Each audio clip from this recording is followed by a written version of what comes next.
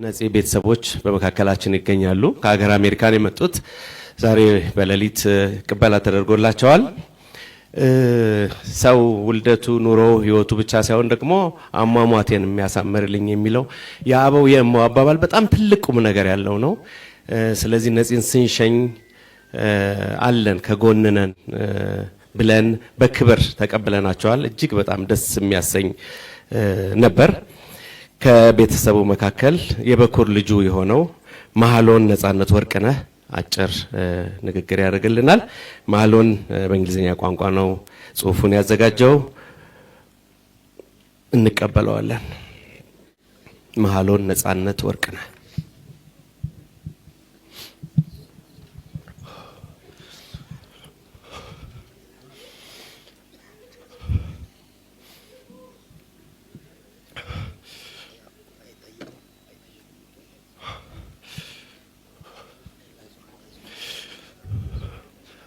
My father, Netzanet Warkana, was a good man, a devoted husband, and the best father I could have possibly asked for.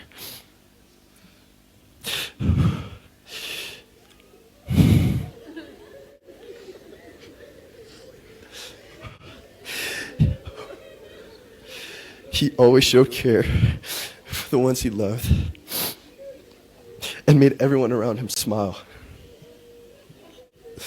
I don't know where I'd be without him. He was everything I could have possibly asked for in a father.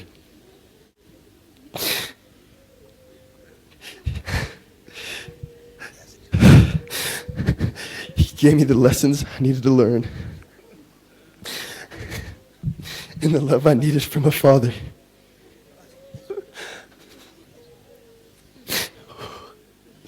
It pains my family and I greatly now that he is gone. But we know deep down that he's in a better place with God. Amen.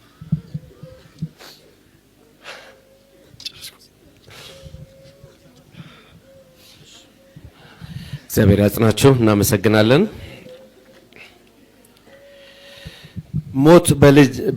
ሞት በምን ድል ይነሳል ሲባል በመውለድ ነጽ ዘሩን ተክቷል። ነጽ ሁሌም በልባችን ይኖራል።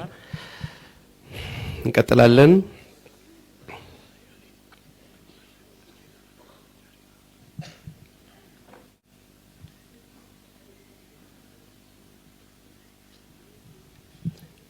ደረጀ ኃይሌ ኮሜዲያን ወደ መድረክ እንጋብዛለን።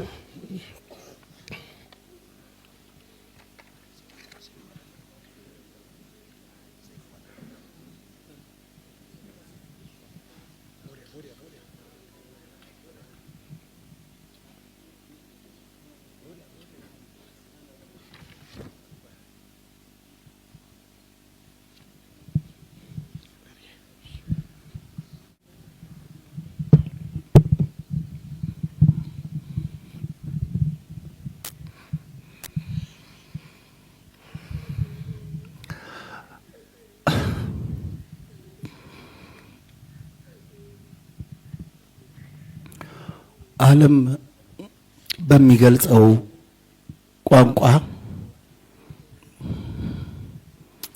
ስለ ነጽ ተነግሯል። እዚህ ጋር ቃላቶችን ወደፊትና ወደ ኋላ ከማረግ በዘለለ ስለሱ የተነገሩ ነገሮች ላይ ጨምሮ መናገር ትንሽ በጣም ይከብዳል። ነጽ ሙሉ በኩልህ ነጽ ሙሉ ጊዜ ማጥፋት ነው። ምንም ልል አልችልም። ግን አለብኝ ተስፋዬ ሀብቴ እንግዳዘር መጥቶላችኋል፣ ተቀበሉት። እኛም ወደዛው ነን። ነፍስ በሰላም ተረፍ።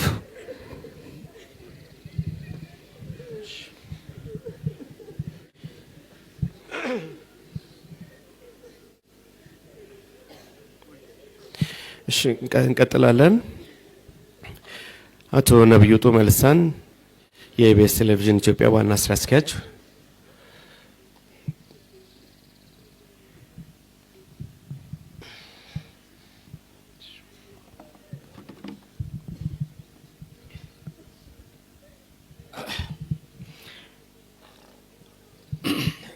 የሳቅ የደስታ ምንጭ የነበረው ኮከባችንን አተናል።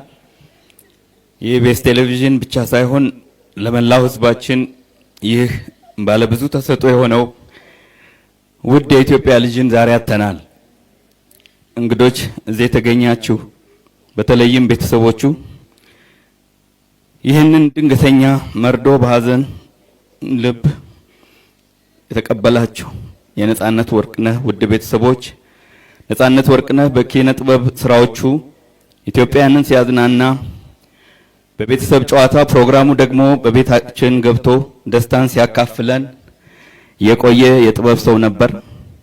የእርሱ ህልፈት ለኢትዮጵያ ኪነ ጥበብ ትልቅ ኪሳራ ሲሆን በህዝብ ልብ ውስጥ ያለ ልዩ ቦታ ሁልጊዜም ሕያው ሆኖ ይኖራል።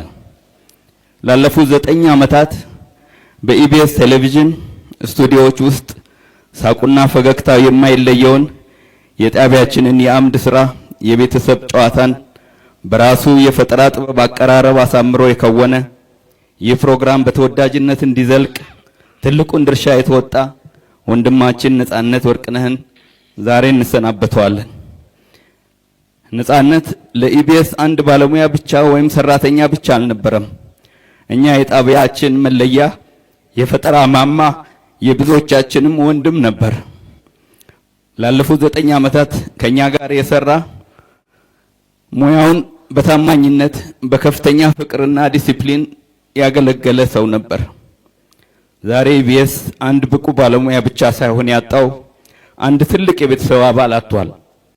ነጻነት በቤተሰብ ጨዋታ ፕሮግራሙ አማካኝነት የኢትዮጵያውያን እናቶችን አባቶችን ምርቃት ያተረፈ፣ ልጆችን ያሳቀ፣ በስደት ያሉ ወገኖችን ከሀገራቸው ጋር በሳቅ ያስተሳሰረ የሀገር ባልደረባ ነበር።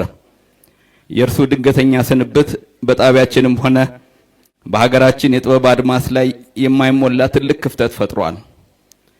ነጻነት 43 ዓመታት ብቻ በምድር ላይ ቢቆይም የሰራቸው ስራዎች ግን ለብዙ ዘመናት የሚሻገሩ ናቸው።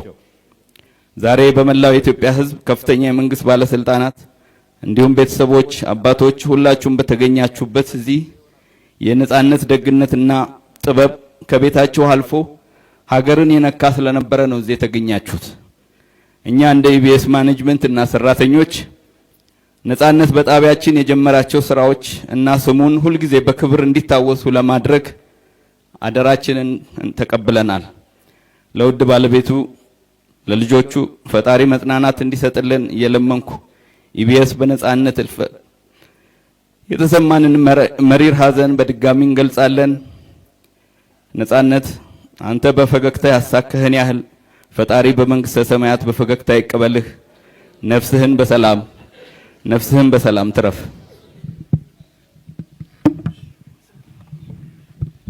እናመሰግናለን። እንቀጥላለን። አርቲስት ቤዛዊት መስፍን።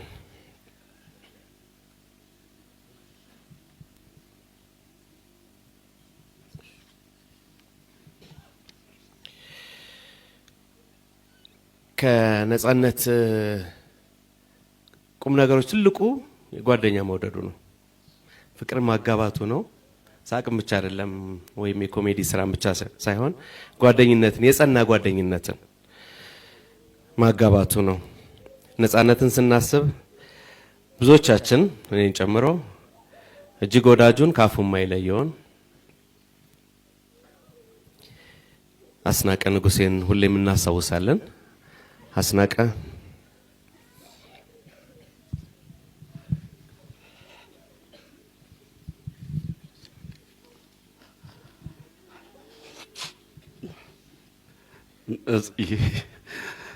ነጻነት የት ጋር ነህ? በዚህ ሰዓት አብረን ነበር። እነዚህ አስሉኮ የት ጋር ነህ? አስሉኮ ወይኔ አሁን ታገስ ጋር ነበርን። አሁን ከ5 ደቂቃ በኋላ እንገናኛለን። ነጽዬ እንዴት ነው ያልመጣ? ወይ ነጽዬ እንዴ በጣም ይደብራል፣ ይደብራል ነጽዬ እንዴ ብቻዬን ነው የተውከኝ ነጽዬ። ማንን አስተዋወቀኝ ነጽዬ? እንዴ መጣው አትጥራው ነጽን አትጥሪው አልካት ማሚን። ወይኔ አስሪን አትጥሪው አልካት። ነጽዬ መጣው ደረስኩ ትንፋሽ ላይ አመለጥክ ነጽዬ። እንዴ ላለፉት 29 ዓመታት አዎ ነጽዬ የተለያየ ነው። 1 ወር አይሆንም ነጽዬ። ሁሌ ጋቢና ውስጥ ነው ያለው አንተ አለ ነጽዬ። በየቢሮ የምታኮራኝ በገባንበት ቢሮ አኩረት የምታወጣኝ ነጽዬ። አንተን እንደ ቀልድ ነፍስህን ይማር ማለት አልችልም ነጽዬ። አዎ ነጽዬ በጣም ጨካኝ ነጽዬ፣ ወንድሜ ጓደኛዬ፣ ከንጹህ ዘር ጋር ስትጋቡ ነው የነበርኩ ነጽዬ ነው የነበርኩ። ንጹህ ዘርን ለማን ተውክ? መሐሎንን ለማን ተውክ? ሌላን ለማን ተውክ? ግሬስን ለማን ተውክ? ማሚን ለማን ተውክ? እኛን ለማን ተውክ? ነጽዬ ነጽዬ አንተ ምንም አትሆንም። ንጹህ ቦታ ነህ። ሰፈር ላይ የሚጠብቁ ልጆች አሉ። ማታ ማታ ስትገባ ብር የምታደላቸው እነሱ ልጆች ትናንት እያስለቀሱን ነበር። እነሱን ስታጣ በር ላይ አስቀምጠው የምትሄደው ጥለላቸው የምትሄደው ብር ማን ነው የሚጥልላቸው? ነጽዬ ወንድሜ ጓደኛዬ ነጽዬ ሁሉ ነገሬ ያንተን ልብስ ነው የምለብሰው ታውቃለህ። እየተለዋወጥን ነው የምናደርገው ወንድሜ። አልችልም በቃ ኑርልኝ፣ በዛው ከመድኃኒዓለም ጋር ኑርልኝ።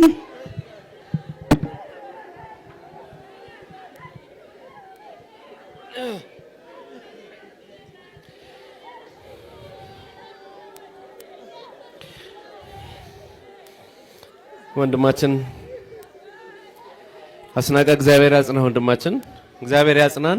በርታ እንበል፣ በርታ እንበል። እግዚአብሔር ያጽናን፣ እንበርታ።